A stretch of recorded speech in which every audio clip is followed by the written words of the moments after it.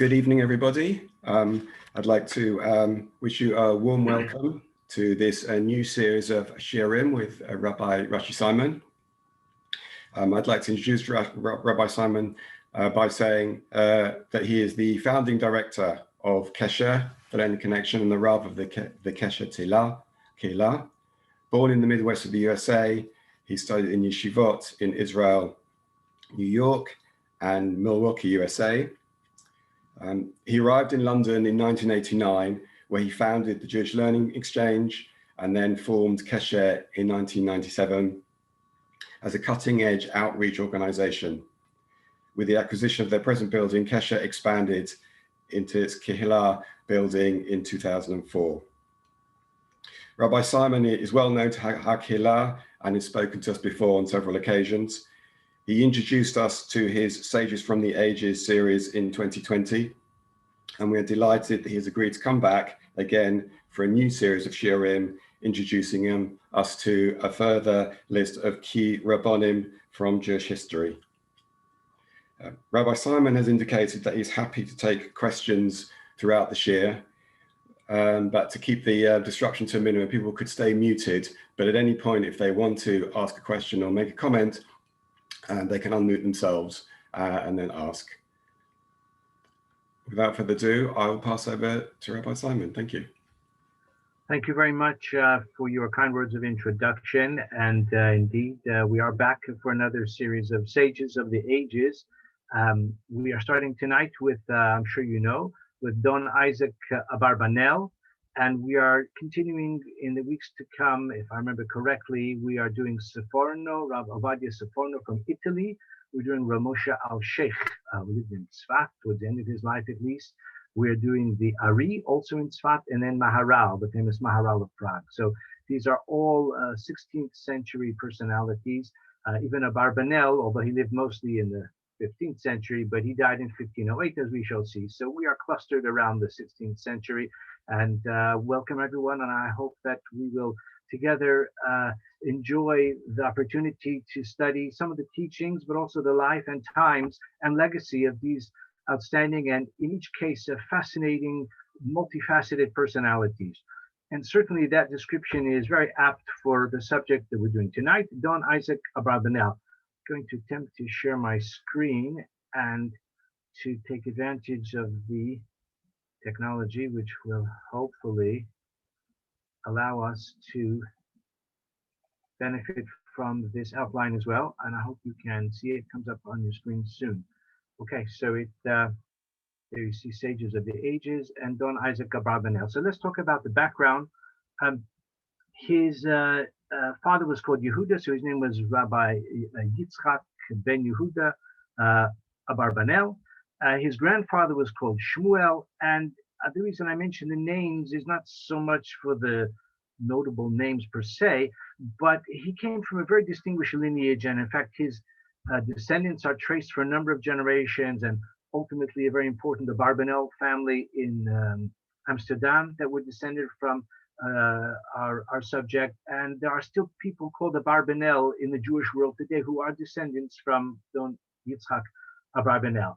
But also, so to speak, going back, his father was an advisor to the King of Portugal. His grandfather was an advisor to the King of Castile. And in fact, his grandfather left Castile in 1391 when they had a series of terrible pogroms. Actually, in a way, those terrible massacres in 1391 presaged the expulsion of the Jews a century later, as of course is well known in 1492. What is notable, though, and this is pertinent to the career and the life and times of Abarbanel, is that in hindsight, to use an American football term, the historian has the benefit of being the Monday morning quarterback who can look back at history and advise retrospectively the actors how they should have performed and what they should have done and how they could have improved and what catastrophes could have been avoided. So from our point of view, and actually you see it here in the Roman numeral 1, letter B, family origins. They fled Castile for Portugal following the massacres of 1391. From our perspective, the writing was on the wall. Why didn't they just leave when they could? But of course, at the time, they didn't see that as a presage, as sort of a harbinger of worse catastrophes to follow.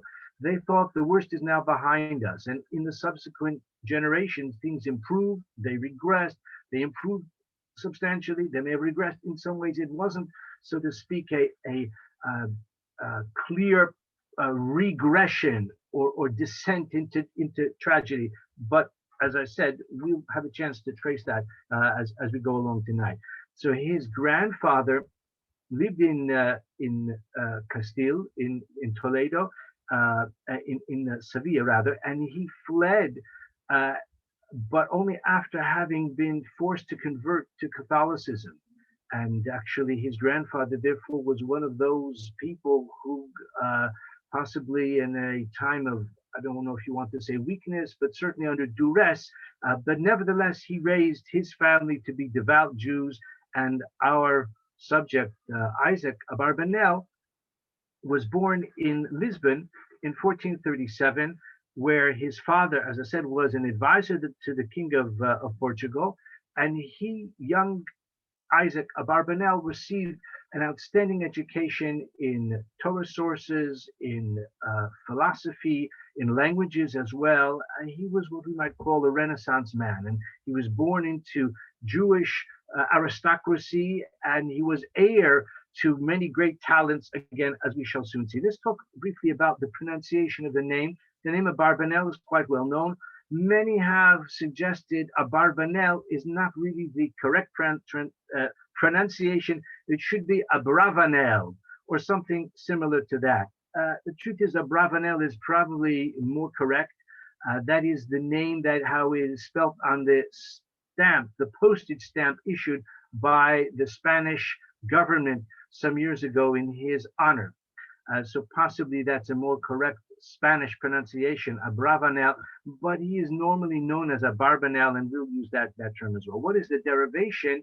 So it has been suggested Abarbanel is a contraction of Av Rabban El, like the father or the greatest of the Rabban is like the Kohen, the priest of God. Abarbanel. Probably that is more of an urban legend. More likely, it's just a diminutive of Avraham, like Avremo. So they called an ancestor, probably maybe going back centuries, Avremel, and the name Abarbanel is more likely to be a derivation of that. But in any case, the family traces its origins to the Davidic dynasty. So he is among those, among many, I would say, but among those great rabbinic dynasties whose origins, according to family tradition, at least go back to Malchus Beis David. So he was the descendant of Jewish royalty in the full sense of the term as well. So this is the yichus of our subject, Don Isaac Abarbanel, and as I said, he was born in Lisbon. His father was the advisor to the king, and his mentors, if you take a look now at Roman numeral 2 in Portugal. So he was born in Lisbon, he grew up there, and his mentors were Rav Yosef Chayun and Rav Yosef Ibn Shem Tov. Although they're not nearly as well known as Don Isaac Abarbanel himself, they were great Torah personalities. Rav Yosef Chayun wrote a sefer called Mili de Avos. Yosef Ibn Shem Tov is also known to historians. They both had a kind of sympathy or maybe more than sympathy, they had an inclination or expertise in Kabbalah. So Abarbanel has, and one finds in his commentary, a kind of sympathy for Kabbalistic thought, although he does not dwell on it extensively or explicitly. It's more of a kind of underlying sympathy, and we'll soon see how that would play itself out as well. So he has frequent recourse to tradition, to faith, although he was a philosopher and he was an intellectual. He wasn't just always falling back on faith time and again, but ultimately he stressed how our tradition and the veracity of our tradition has firm foundations in the transmitted faith throughout the generations. Um, so he began to write at a young age. He was a kind of child prodigy, and he began writing his commentaries at the age of 20. Uh, but he did not get very far in his uh, Torah productivity at that stage because he was summoned to the palace to become an advisor to the king, and became the treasurer to King Alfonso V. He was a treasurer. He was a finance minister, you could say. He was a tax farmer, even at a young age. But again, he had the family connection, so probably wasn't just by the luck of the draw. It was talent, but also good family connections as well. He was deeply involved, even at an early age, in Jewish communal leadership, philanthropy.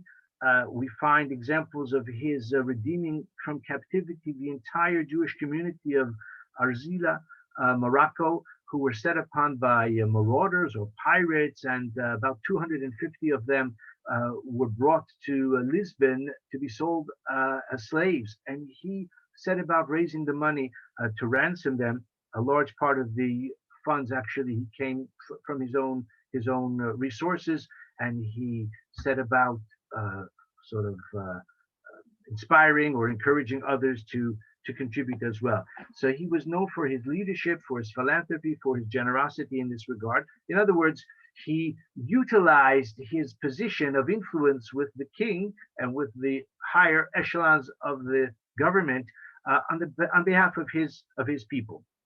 So I'm not saying everything was wonderful, but relatively speaking, he was in a good place, and the Jews were in a good place. But as is so often the case in Jewish history and in the lives of great people, does not last. The good times don't last. In 1481, Alfonso, who was his patron, and I say he was the king, and he was the protector of Abarbanel, and by extension of the Jewish community of Lisbon and of Portugal. But he died. He died in 1481, and his successor, and that takes us to Roman numeral 2, if you're following here, number 1. His successor was his son, John II, but he was accused of conspiracy. Abarbanel was accused by John II of conspiracy. What was happening was that there was a battle for succession. John II wanted to weaken the power of the aristocracy in order to consolidate centralized power in the throne. The sort of leader of the insurrection was his cousin, the Count of Braganza, and Abarbanel possibly, certainly he was accused, whether it was actually so, it may well have been the case, that he sided with the wrong horse. He backed the wrong side in this battle of succession, which is always a dangerous move. So there was a warrant for the arrest of Abarbanel. In the meantime, John II had his rival and cousin, this Count of Braganza, was arrested, was executed, and then he was searching for Abarbanel, who he accused of, as I said, siding with his enemy. Abarbanel was tipped off, and he was able to escape in time across the border to Toledo when he heard about the warrant for his arrest, but his fortune was confiscated, and that was the first time, and not the last, that Abarbanel's personal wealth, which was substantial, was confiscated and plundered, although it seems that he was successful in taking some of it with him as well. I guess, as I said, he had some advance notice, and he managed to slip across the border. For a while, he lived in a small town near the border, on the Spanish side of the border, and then he made his way to Toledo in 1483. What did he do in Castile, the family home for previous generations? As I say, his grandfather came from Castile.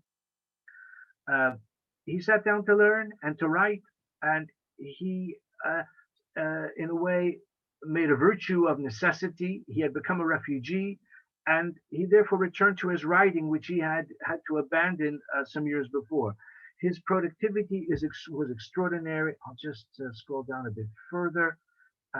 As a refugee, he returned to writing, and his output, his voluminous output, is actually little short of astonishing.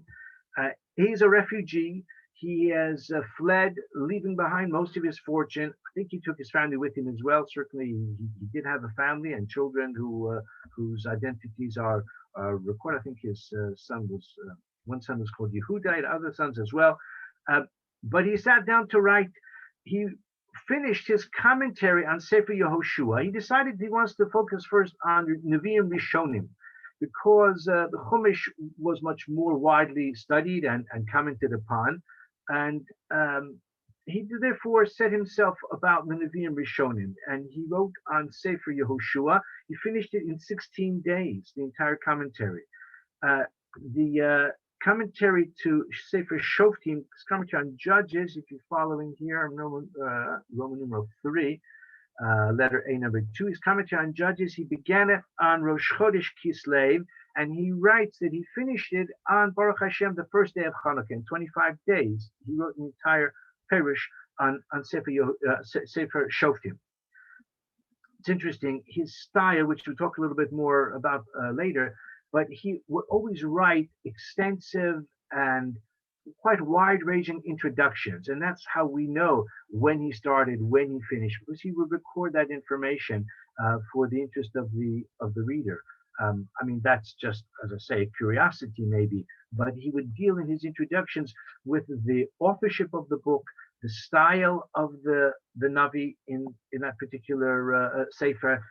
He would deal with also some of the political aspects, and he would relate the book of Shoftim, or even more so the book of Shmuel, which was one of his early masterpieces. It's a voluminous masterpiece. He finished it in 10 weeks. The whole Sefer Yehoshua. I'm sorry, Sefer Shmuel.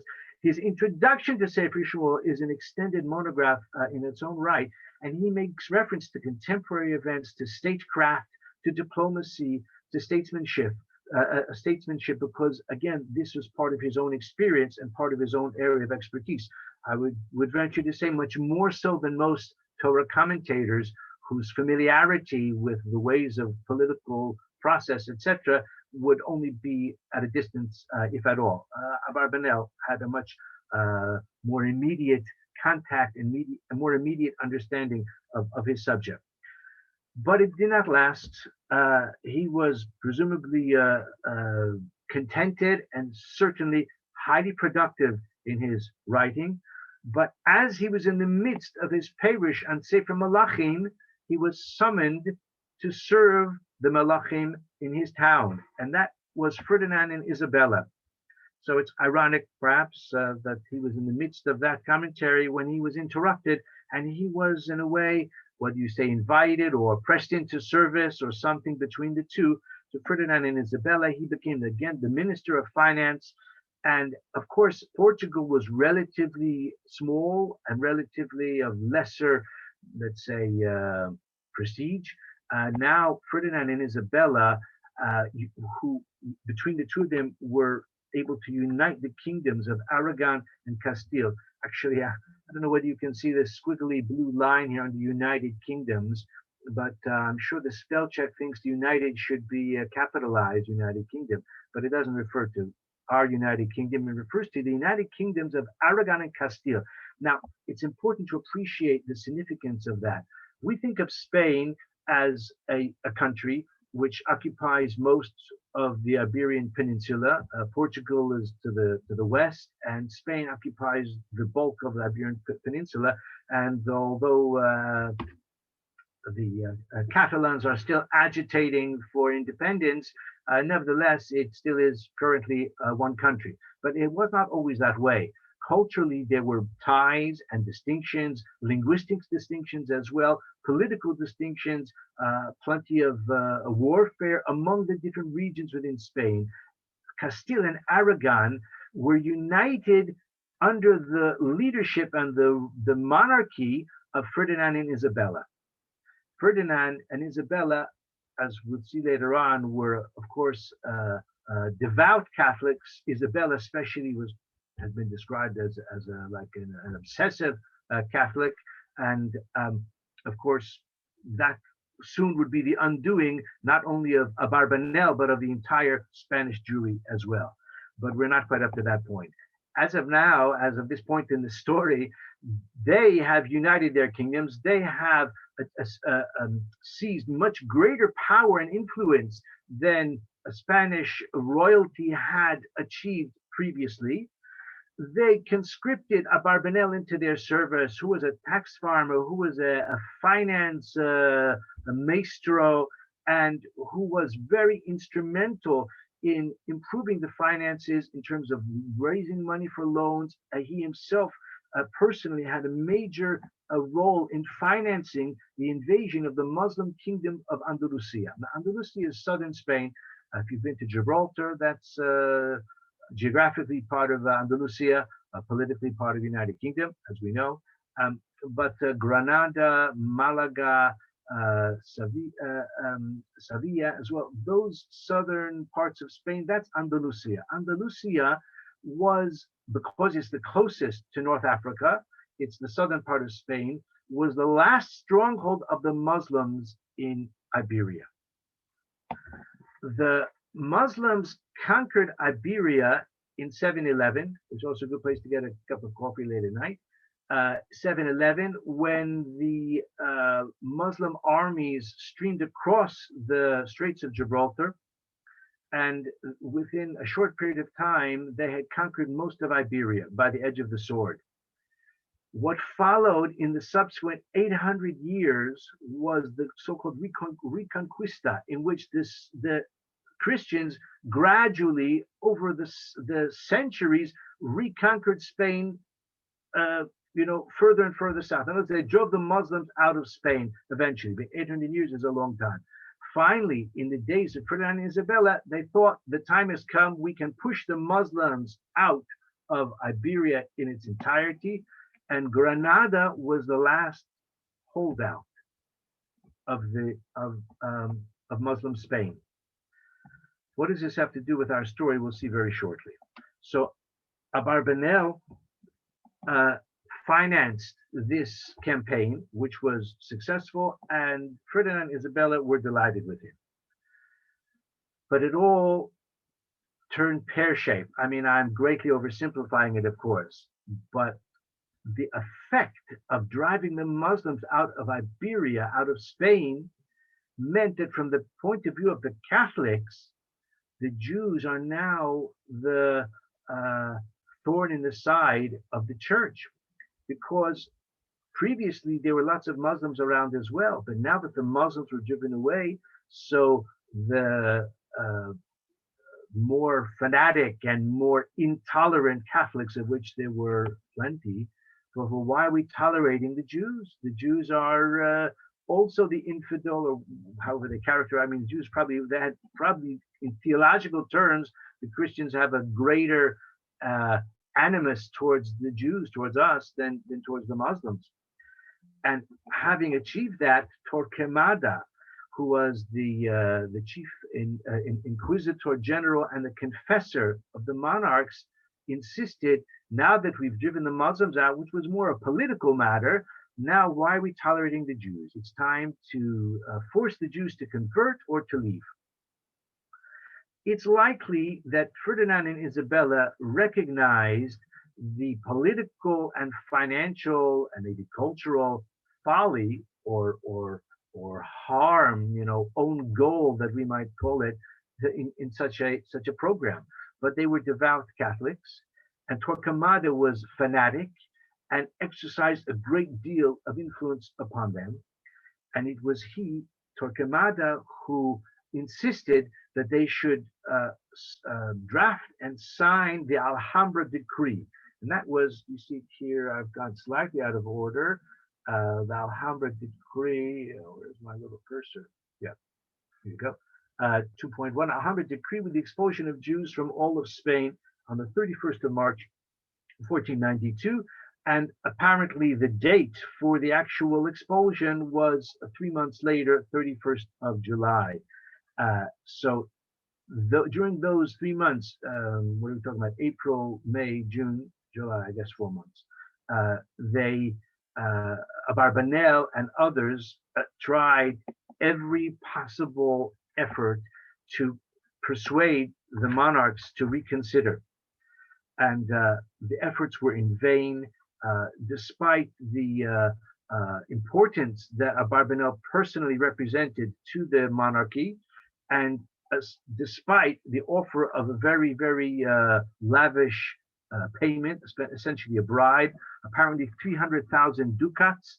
I once looked into it to try to estimate the value. It seems it would have been about, according to what I found on the internet, about $70,000 US at the time. I mean, we're projecting back 500 years, there was no USA, but $70,000 500 years ago, if you take into account the inflation, etc., I would imagine it would have been an enormous fortune, but it was all to no avail. Probably, as I say, Ferdinand and Isabella themselves were wavering, and according to legend, which possibly is a bit of mythology, but according to legend, Abarbanel was remonstrating with them and seeking to persuade them to abandon this plan. And Torquemada himself burst in to the room, and whether Abarbanel was there at that moment or not, he threw down the cross and he said, "Are you going to are you going to repeat the crime of Judas of betraying the Lord for money, for shekel?" And so ultimately they did not acquiesce, and they maintained their insistence that the Jews would have to leave or convert. Now, I say to leave or convert, it probably was not their intention that all the Jews would leave, especially the rich ones. They wanted them to stay. What they wanted them to do, of course, was to convert to Christianity. Now, much has been written about this subject, the question of how many Jews from Spain left, how many, so to speak, went to ground, how many kissed the cross, how many so-called Marranos were there. Very difficult to know. We estimate there were possibly 250,000 Jews in Spain at that time. Estimates, again, vary. Some say that there were 300,000 who left with Abarbanel. I think it's probably an exaggeration. There were probably more like 250,000 altogether, of whom maybe half left and half stayed. If you look here in the outline, if you're still following with me, then you'll see the tragedy of the court rabbi of Castile, Don Abraham Signor of Segovia. Now, Abraham Signor and Don Isaac Abarbanel were the two leading sort of personalities in the Jewish community in Spain at that time. Signor was like the court rabbi. Probably was not a Torah giant of the stature of Abarbanel, but he was a rabbi, and he was very influential at the court as well. He was the shadchan to the royals. He was the power broker. He was the one who brought about this shidduch and the uniting of the kingdoms of Aragon and Castile, and therefore he was in a position of enormous influence. And he also tried to persuade the monarchs to abandon this plan. But the more influence, the more prestige, the more money, the more power, the more sort of privileged position you have, the more you've got to lose. And ultimately, Don Abraham Signor could not take the pressure, and he did succumb, and he did convert, and he was baptized together with his family on the 15th of June, 1492, just a few weeks before the decree was to be implemented. It's very likely that he came under enormous pressure, not just pressure in terms of cajoling him, but apparently they threatened that if he does not convert, then they'll kill either his entire family or his entire community. They'll carry out the worst massacre, since 1391 or even worse. Moreover, Isabella probably felt that if he does convert to Catholicism, that others will follow, and that his example will demoralize all the rest of the Jews. And if he, the rabbi, the court rabbi, converts, then why should we stick it out? Why should we leave? Why should we abandon our businesses, our properties, our wealth, and everything else? And probably, to a certain degree, that is what happened, because although impossible to know for certain. It is clearly the case that there were quite a few of these Sephardic Jews who did, at least outwardly, probably not with a lot of conviction, but did outwardly submit to baptism. Just tell you a story. It's more of a milsa de bidichusa than anything genuine, but it just reflects sort of the flavor of it. This happened on the 15th of June, 1492. So according, again, to the myth, they were negotiating, discussing, and contemplating the whole day, and finally he agreed to go to the baptismal font, he and his wife and the children. By the time they finished, it was kind of late towards the evening. He said, well, Baruch Hashem, it's still time to daven mincha, we're still okay. The sun hasn't set yet. The point being that all of his profession of Christianity, of course, was only a sham. It was only for reasons of personal circumstances rather than conviction. Nevertheless, it was a tragedy and had no doubt tragic implications for the Jews of the time. Abarbanel was offered by Ferdinand and Isabella a special privilege that he and his family would be able to stay in Spain, not convert. They would be guaranteed their safety and their ability to practice their religion without molestation. But he refused to exploit his privileged position, and on the contrary, he led the exiles on the day of 31st of July, 1492. Again, according to legend, carrying a Sefer Torah. Tens of thousands of Jews certainly accompanied him at that time as well. Of course, they did not all set sail. They probably didn't have enough boats for all of them. Most of them just hit the road and went to Portugal. Unfortunately, they were expelled from Portugal a few years later as well. Many went back across the Straits of Gibraltar to North Africa. A large number went to Morocco. We had a Kesher trip to Morocco not long ago. I'm sure others on this call have been to Morocco, and you will therefore have certainly seen the evidence of the Spanish emigres who greatly enriched Moroccan Jewry. Say that for another chapter, maybe another time. Generally speaking, the poorest ones went to Portugal. They just hit the road and, on foot or however they made their way. Some went to the south, to North Africa. Others went to the Ottoman Empire, whether right away or over time.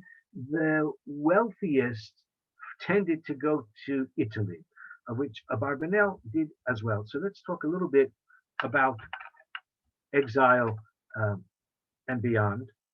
It's Roman numeral 4. I'm sorry, got it here. Roman numeral 4. So he was first in Naples, and in Naples, again, as he had in the previous earlier chapter in his life when he was a refugee. So business is on hold. So he sat down to write his commentaries. And it's so poignant that after 8 years of service to the kings and the monarchs of Ferdinand and Isabella, and then being driven away, and of course, all of his fortune confiscated as well, for the second time at least, he then sat down to finish his commentary, interrupted 8 years earlier on the Book of Kings. So he finished his Perush on Sefer Malachim, which of course we have. It's been published and we studied. I've studied it myself, not cover to cover. I have consulted it. But it didn't last, because Naples was conquered by the French and his wealth again was plundered. Even though I said his wealth was confiscated, I'm sure he was clever enough to take some with him. Besides which, a person of such prestige and such ability, such experience, he was drawn into the service of the King of Naples as well. But Naples was conquered by the French and his wealth was again plundered. He went into exile again. He went first to Messina in Sicily. He went to Corfu in the Greek Isles. He ended up in Monopoly, not the board game, in southern Italy. And then finally in Venice in 1503, he made his way to Venice. Venice was an important trading city and a very important port city. And he, for the last time, got involved in finance once more. He negotiated an important deal, an important arrangement with France, between Venice and France, or not put finance, I'm sorry. It was not with, it was with Venice and Portugal. Portugal, his old hometown, his own homeland, with Venice and Portugal for a spice, a treaty spice agreement. Spice, of course, was a very valuable commodity, and a commodity which is relatively easy to transport, and therefore it was an important deal which he negotiated. But he finally turned his attention primarily to writing at that point, and we'll soon speak about his writing, which was remarkable in its diversity and in its extensiveness. Sadly, he died in 1508. Well, the sad part, he died in 1508. Everybody dies eventually. He was buried in Padua. Padua is about 40 kilometers from Venice. I think he was buried in Padua because the graves in Venice are very insecure because of all the water table there. So that's probably why he was buried in a prestigious cemetery in Padua next to Rabbi Yehuda Mintz, one of the great Torah personalities of the age. But the sad part is the cemetery was overrun the following year, completely devastated. And although we know, so to speak, on Google Maps where the medieval Jewish cemetery was, but we have no idea where he himself was buried any longer, and therefore one cannot in any way visit his last resting place. So he was a person of great talent, great a multifaceted personality as well, who was pushed from place to place to place, who accomplished so much not only for the nations in whose midst he was living, in which he rose to the top, the highest echelon of national service, you might say, but of course, great service to the Jewish people as well, despite the fact that he was exiled repeatedly and his wealth was plundered again and again. Let's talk about his writings, which of course is his literary legacy. His style is comprehensive. When he takes up a subject, he looks at it from every point of view. He cites a range of other commentaries that deal with it, looks at it philosophically, as I said before, from the political standpoint as well, especially in his parish on Nevi'im Rishonim, which deal a lot with the political situation in the Jewish world in biblical times. But I've written here, it's comprehensive and therefore prolix. Prolix is a fancy way of saying he's very wordy. He writes at great length, and in a way that is part of the reason why his commentaries are well known but not that much studied, because it takes quite a lot of patience to study them, because as I say, he writes at considerable length.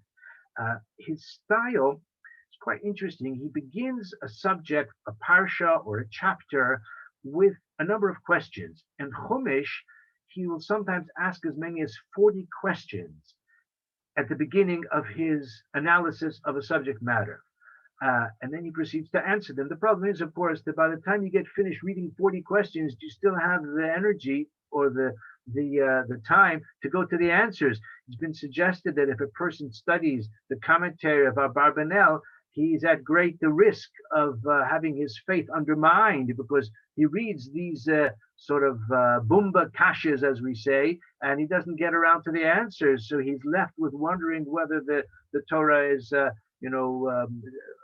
sensible or whatever it might be. Of course, that's, again, an exaggeration. But that is true, that's his style. For whatever the reason, in his parish on Nevi'im, he limited himself to 6 questions. That was his sort of formula. He would only ask 6 questions, maybe subsume some multiple questions under one category. And, in this way, he would open up the subject matter and introduce the reader to his thinking, whether it's to do with Chumash, because he wrote on Chumash as well, Nevi'im Rishonim, Nevi'im Achronim, the later prophets also. If we take a look at the categories here, I want to talk a little bit more about his style. So I told you earlier, he has sympathy with Kabbalah, but he doesn't generally deal explicitly with Kabbalistic concepts or categories.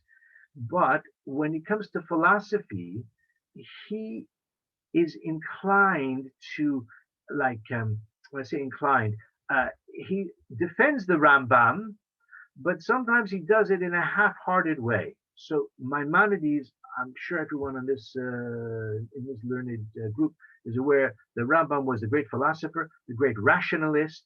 The Rambam was criticized by many others for his originality of thought and his rationalistic approach and his acceptance of philosophical ideas that derive from the Greek tradition. And Abarbanel often defends the Rambam against those criticisms, but he sometimes does it with limited conviction. I'll give you an example of that shortly. And I would say that really his style or his sympathies lie more with Ramban. And I hope we'll still have a chance tonight in the few minutes that we do have left still to give an example of that from his commentary to Parshas Kedoshim, which we read this Shabbos. So I thought, since we're talking about Abarbanel and he has such extensive commentaries, I'd like to incorporate, share with you a thought about that. We'll get to that shortly. Something from this week's Parsha. Let's talk about the categories of his writings, though, because biblical commentaries is only the first category. What is notable, I mentioned his comprehensive approach in which he will mention a range of other commentaries and other approaches. What is almost unique in Abarbanel, hard to think of another great Torah commentator who has this penchant, is that he will also sometimes quote and even endorse Christian commentators like Jerome or Nicholas de Lyra. He will even at times say that their comments are, or their approach is more compelling or more convincing than the ones of the Jewish sources that he will cite. It doesn't happen often, but he does quote them. On the other side of the coin, his biblical commentaries often are oriented towards the critique of Christological interpretation. Let me just explain a little bit further. I mentioned about the philosophy that he is cautious about philosophical approach, the rationalistic approach. He has more like inclination, more natural sympathy for the Kabbalistic approach. The danger in his understanding, the danger of the rationalistic approach is the allegorization. If you have a mitzvah in the Torah or even a narrative passage in the Torah, and you seek to interpret it as an allegory, as if to say, don't take it at face value, don't accept it as a record of what happened, but view it as a philosophical allegory. That approach is not far from the Christian view of saying that so many commandments in the Torah are not meant to be taken literally, and so many things which the Torah commands or forbids just have an allegorical meaning, and really one can regard those strictures as obsolete or whatever it might be. He had a lot of contact with Christians. He had a lot of dealings with Christians. He had a lot of familiarity with Christian approaches to the Torah, and he was very alert and very determined to refute those interpretations. It's fascinating to recognize that these books were even printed in the Middle Ages or late Middle Ages, because, as I'm sure you know, the Christian censors often exercised a strong and malevolent influence on what could be printed. Even the Talmud was censored and many commentaries were censored. So it's actually refreshing to see how Abarbanel was very forthright and very outspoken in his rejection and critique or condemnation of the Christian approach. But as I said, maybe he was even-handed, and on those occasions where the Christians had a valid approach which he can endorse, he was not beyond doing so. I mentioned as well the introductions to his commentaries where he elaborates again and he relates it to contemporary events, which is something fascinating and actually serves as a useful window into contemporary political life in the days of Abarbanel himself. Let's talk a bit more about philosophy, his philosophy, excuse me. I wrote here, at times defends Rambam, but disagrees with his excessive rationalization and especially allegorization of the Torah.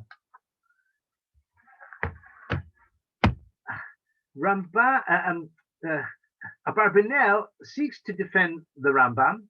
He wrote, towards the end of his life, he wrote an extensive commentary on Moreh Nevuchim, on the Rambam's Guide for the Perplexed. And even in the commentary, his commentary on the Torah, he will often defend the Rambam against the critiques of the Ramban.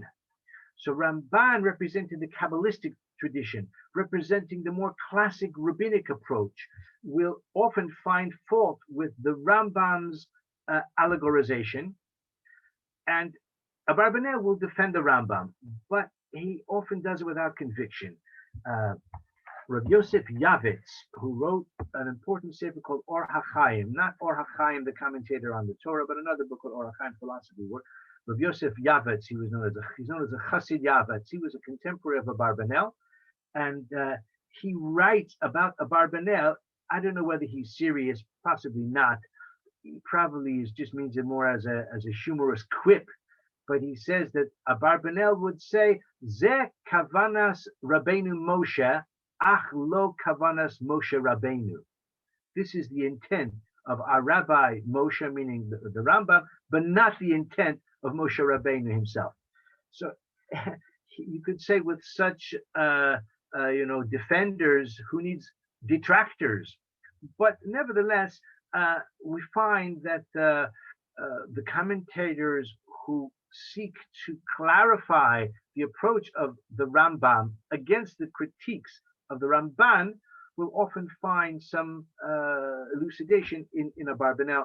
For those who make use of the Chevelle commentary on the Ramban on the Torah, so he will often cite in the footnotes Abarbanel's efforts to defend the Rambam. Okay, I think we've spoken about that enough. The final, very important category of his writings is about Mashiach. He wrote a lot about Mashiach, belief in Mashiach, the signs of the coming of Mashiach, the basis for our conviction and our confidence that the Messianic era will arrive. There's an element of apologetics, polemics, a consolation of the exiles especially.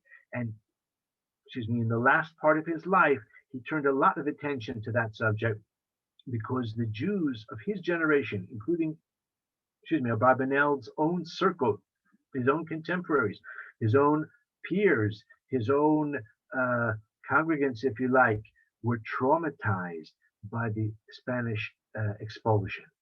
To go back to where we began, we mentioned 1391, the series of terrible massacres in Spain, that in retrospect was a kind of prelude to 1492. They looked back at not 100 years, but they looked back at 2,000 years of Jewish life in Spain. According to the tradition of the Spanish Jewry, they were there from the time of the destruction of the first temple, 2,000 years prior. They were certainly there for many, many hundreds of years. From about the 2nd or 3rd century, we have ample archaeological evidence of a Jewish community in Spain. The Jews regard themselves as veteran settlers, and they never imagined that it would come to this, that the entire Spanish Jewry would be forced to either submit to baptism or be forced into exile. And it traumatized them for generations. And we may have a chance in the coming weeks to reflect on that as well, because it actually has reverberations with regard to a number of other great personalities and great events that happened during that era. So Abarbanel himself turned his attention to providing consolation, encouragement, succor, a sense of fighting the despair and the sense of hopelessness and trauma that set up that crashed down upon his contemporaries. And he wrote, therefore, a number of books, Mashmiya Yeshua, announcing the redemption, Yeshua's Mashicho, the redemption of his Redeemer, of his anointed. Collectively, there's a third book. Collectively, they were known as Migdol, or Migdal Yeshua, the Tower of Salvation. He also wrote an extensive commentary on Pirkei Avot called Nachalat Avot.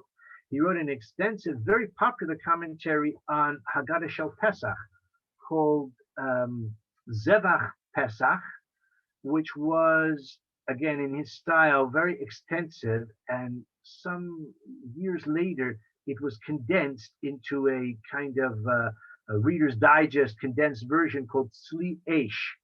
Tzli Eish, when you roast meat, then it contracts. So they called it Tzli Eish. It's very popular, been reprinted many, many times.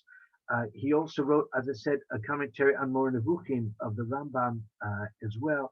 So his literary output was vast, extensive, and variegated as well.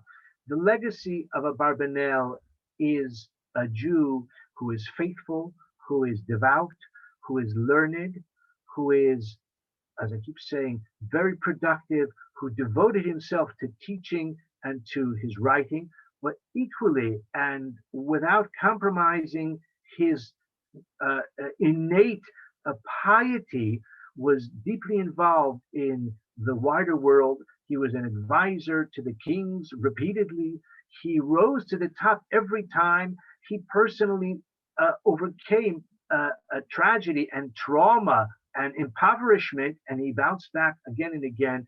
And in this sense, he is a true Jewish hero. I would just like to take the last few minutes to share with you, just by way of a kind of postscript, a beautiful thought. I'm not saying it's among his very most original, but nevertheless characteristic of his style, on Kedoshim Tihiyu. So he writes that Kedoshim Tihiyu, this parsha, although it doesn't quote explicitly, but he's alluding to the comments in the Medrash that the portion of Kedoshim Tihiyu, you shall be holy, is a counterpart to the Ten Commandments. Whereas the Aseret HaDibros are sort of short and pithy, the Parsha of Kedoshim elaborates on each of the 10 commandments. We're not going to go through all 10 of them, but he mentions 2, which are found in the beginning of the portion of Kedoshim Tihiyu.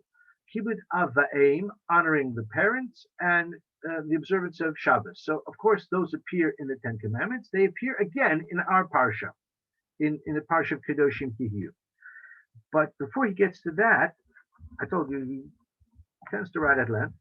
He says that this parsha of Kedoshim is a kind of prelude or a precursor to the covenant at the end of the book of Vayikra. So we are reading now, we're in the process of reading the book of Vayikra, Leviticus, which has Kedoshim, Parsha Kedoshim this week. Later on, at the end of the book of Vayikra, we have the portion of B'chukosai, in B'chukosai Telechu, if you walk in my ways. And the Torah describes initially some lovely, sublime blessings that will which the Jewish people will merit if we walk in the ways of the Torah. But then it turns the corner and describes the other side of the coin, the terrible rebuke and the terrible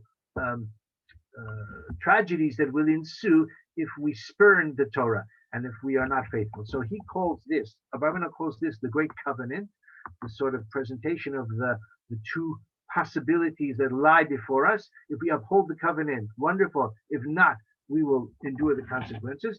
He says Parshas Kedoshim is like the prelude to that, in which the 10 commandments represent the entirety of the Torah in those 10 commandments symbolically, and our Parsha Kedoshim is a counterpart or sort of a companion to the 10 commandments.